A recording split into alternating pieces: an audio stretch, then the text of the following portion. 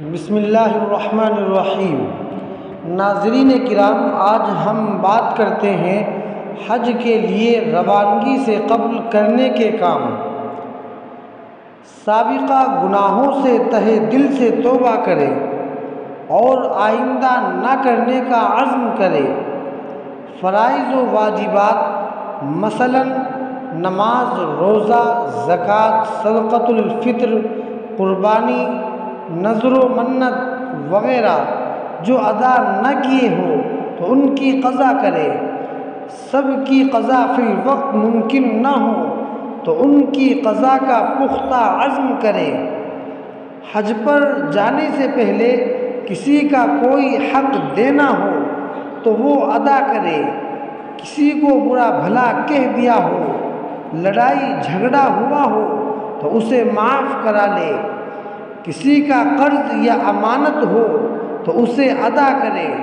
اگر فی الفور قرض ادا نہ کر سکے تو قرض خواہ سے حج پر جانے کی اجازت اور مہلت لے لے۔ اپنے اہل و عیال کے لیے واپس آنے تک کے اخراجات کا مناسب انتظام کرے۔ حج اور عمرے کے اس مبارک سفر میں اخلاص کی نیت کرے۔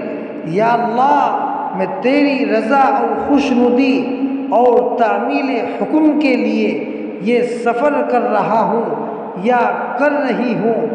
ریاکاری اور دکھلاوے سے بالکل بچے۔ تلبیہ خوب یاد کرے۔ حج اور عمرے میں تلبیہ بنیاد کی حیثیت رکھتا ہے، اس لیے اسے خوب یاد کر لے۔